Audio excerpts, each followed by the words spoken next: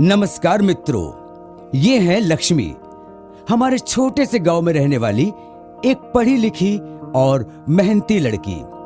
ये जिले के कॉलेज में आखिरी साल में पढ़ रही है और साथ ही साथ बच्चों को पढ़ाकर अपने माँ बाबूजी को आर्थिक आधार भी देती है। लेकिन लक्ष्मी को अपने भविष्य के लिए आर्थिक नियोजन करते समय कई सारी कठिनाइयां आ रही हैं। क्या करें, कैसे करें, कुछ समझ नहीं पा रहे। ये हैं पांडे जी, प्यार से लोग इन्हें भैया जी बुलाते हैं। गांव के छोटे से ठेकेदार हैं ये, लेकिन शान ऐसी कि मानो पूरे गांव के मालिक हों। बैंक के कामकाज के बारे में पूरी जानकारी ना होने के कारण इनमें बैंक के प्रति अविश्वास है। बैंक में जाना समस्या मानते हैं। वैसे कुछ खास आता है नहीं इन्हें, लेकिन हर किसी को मुफ्त की सलाह बांटने में माहिर है पांडे जी। और ये है समृद्धि जी। समृद्धि जी गांव-गांव जाकर महिला और किसानों में आर्थिक साक्षरता और जागरूकता फैलाने का सामाजिक काम करती हैं। तो आओ देखते हैं आज समृद्धि जी लक्ष्मी और उसके परिवार को बैंक और बैंक के खाते तथा आर्थिक योजना एवं नियोजन के बारे में क्या जानकारी देती है। पांडे जी, हमारा बुढ़ापा भी हमारे जीवन का एक हिस्सा ही है।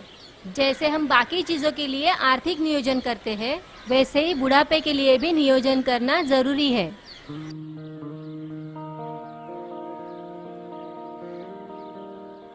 जो ग्रेचुइटी के अगेंस्ट आपने 50,000 का लोन मांगा है, आप जानते हैं इसके बाद आपके अकाउंट में कुछ? मुझे ये तो पता है कि आपने ऐसा कोई कदम उठाया ही नहीं होगा, इसलिए मैं जो जानकारी आपको देने वाली हूँ वह ठीक से सुनिए।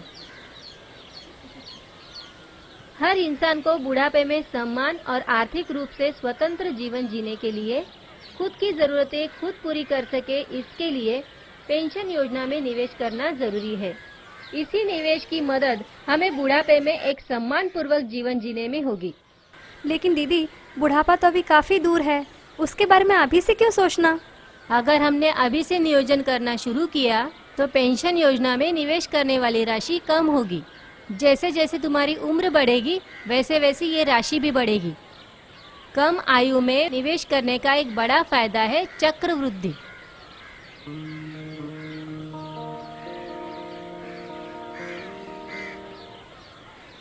यानी कि जो ब्याज आपकी मूल राशि पर पहले वर्ष में मिलता है वह मूल राशि में जोड़ा जाता है, जिसकी वजह से तुम्हारी मूल राशि बढ़ जाती है और अगले साल का ब्याज इसी बढ़ी हुई राशि पर मिलता है। इस प्रकार तुम्हें हर साल बढ़ता हुआ ब्याज मिलेगा। इसे कहते हैं चक्रवृद्धि। अगर लक्ष्मी ने आज से ही मतलब 18 साल की आयु से ही हर महीने 200 रुपए निवेश करना शुरू किया तो जब वो 55 साल की हो जाएगी तब साल के 8% ब्याज के हिसाब से उसके पास लगभग 5,40,000 रुपए की पूंजी जमा हो जाएगी। वहीं अगर पांडे जी ने आज से मतलब 40 साल की आयु के आगे से हर महीने निवेश करना शुरू किया तो भले ही वह बड़ी रकम निवेश करे, मान लो कि वह हर महीने 500 रुपए निवेश करते हैं, तब भी 55 साल की उम्र तक उनकी जमा राशि केवल 1,74,000 होगी, जो लक्ष्मी की राशि से काफी कम होगी। इसलिए जितना जल्दी तुम निवेश करना शुरू करो उतना ही अच्छा। लेकिन दीदी, मुझे कैसे पता चलेगा कि मेरे लिए कौन सा पेंशन प्लान अच्छा है? अपना सही पेंशन प्लान चुनने के लिए महत्वपूर्ण चीजों पे ध्यान दे। निवेश की रकम, तुम कितनी राशि निवेश कर सकती हो और उसका तुम्हें क्या फायदा हो सकता है, इसका विचार करो। पेंशन प्लान तुम्हारी जरूरतों के अनुसार होना चाहिए। पेंशन प्लान देने वाली कंपनी की जांच पड़ताल करें। निवेश की राशि कितने कालांतर में देनी है और वह तुम्हारी जरूरतों के अनुसार है, इसकी जांच करें। निवेश करने की सुविधा और सुरक्षितता, क्लेम सेटलमेंट की प्रक्रिया आसान और सुविधाजनक है क्या? 2 योजनाएं जो भारत सरकार ने आर्थिक रूप से कमजोर लोगों के लिए शुरू की है। अटल पेंशन योजना, 18 से 40 साल की उम्र वाला कोई भी भारतीय नागरिक इस योजना में निवेश कर सकता है। इस योजना की निवेश राशि पूर्व नियोजित होती है और उसी के अनुसार आपको 60 साल की आयु के बाद 1000, 3000 या 5000 की राशि प्रति माह मिलेगी।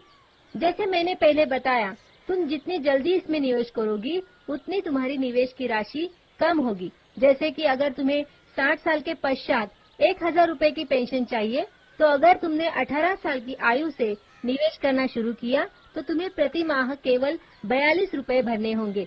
लेकिन अगर तुमने 40 वर्ष की आयु से निवेश करना शुरू किया तो तुम्हें प्रति माह 291 रुपए भरने होंगे। दूसरी योजना है राष्ट्रीय पेंशन योजना। कोई भी भारतीय नागरिक इस योजना का फायदा उठा सकता है। इस योजना का हिस्सा बनने के लिए आपका मासिक योगदान कम से कम 500 रुपए होना चाहिए, या तो तुम्हारा वार्षिक योगदान 6000 रुपए होना चाहिए। 60 साल की आयु के बाद आपको पेंशन मिलना शुरू होता है। जमा राशि में से 60% राशि तुम पहले भी निकाल सकती हो, लेकिन 40% राशि केवल तुम्हें पेंशन के रूप में ही मिलेगी। पेंशन के बारे में कुछ महत्वपूर्ण सूचनाएं। सरकार ने पेंशन योजना शुरू जरूर की है, लेकिन सरकार को सारी जनता की जिम्मेदारी उठानी पड़ती है। इसी कारण सरकारी योजनाओं में कम राशि मिलती है। अपने साथ साथ अपने परिवार के बाकी सदस्यों का भी नियोजन करें। अपने लिए सही पेंशन प्लान का चुनाव करें। बुढ़ापे में होने वाले बड़े खर्चों को ध्यान में रखते हुए पेंशन प्लान करें। जितना खर्चा होना है उसके अनुसार अभी से बचत करना शुरू करें। सरकारी योजना भले ही राशि में कम हो, लेकिन फिर भी उसका लाभ उठाएं। रिटायरमेंट के पहले पेंशन बचत में से पैसे न निकालें। दीदी, सच में आज आपने मेरी आंखें खोल दी और मुझे आर्थिक साक्षरता की राह दिखाई है। आप लोग भी अपने दोस्तों और रिश्तेदारों को सही जानकारी दें और अपने भारत देश को आर्थिक रूप से सक्षम बनने में सहयोग दें।